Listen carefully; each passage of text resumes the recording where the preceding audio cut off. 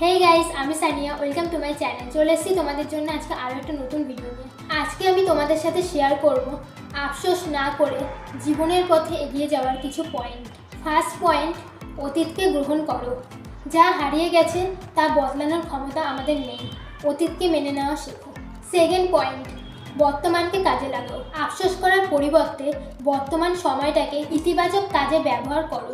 নতুন লক্ষ্য স্থির করো। জীবনের উদ্দেশ্য তৈরি করো এবং সেই অনুযায়ী কাজ শুরু করো। ছোট পদক্ষেপ নাও। বড় পরিবর্তনের জন্য ছোট ছোট পদক্ষেপ নাও। ধীরে ধীরে এগিয়ে যাও। পরিবার এবং বন্ধুদের সময় দাও। প্রিয়জনদের সাথে সময় কাটাও। তাদের সাহায্য এবং সমর্থন তোমাদের শক্তি দেবে। অতীত থেকে শিক্ষা নাও। যে ভুল হয়েছে তার থেকে শিক্ষা নিয়ে ভবিষ্যতে এগুলোর থেকে এড়ানোর চেষ্টা করো। নিজেকে কখনো দোষারোপ করবে না। কষ্ট বা ভুলের জন্য নিজেকে দোষারোপ করা বন্ধ করো। নিজেকে শক্তিশালী করো। নিজের মনের শক্তি বাড়াতে ধ্যান, ব্যায়াম বা ভালো অভ্যাস শুরু করো। প্রিয়জনের স্মৃতিকে অনুপ্রেরণা বানাও। তাদের দেখানো পথ অনুসরণ করে এমন কিছু করো যা তাদের গর্বিত করবে। আশাবাদী হও।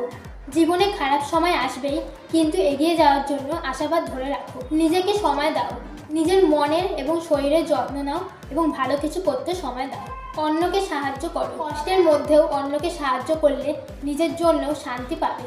আগামীর কথা ভাবো। যা হারিয়েছে তা নয়, বরং যেটা সামনে আসছে সেটার জন্য প্রস্তুত হও।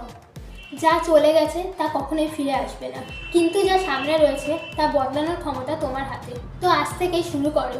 তো আজকের মতো ভিডিওটা আমি এখানেই শেষ করব।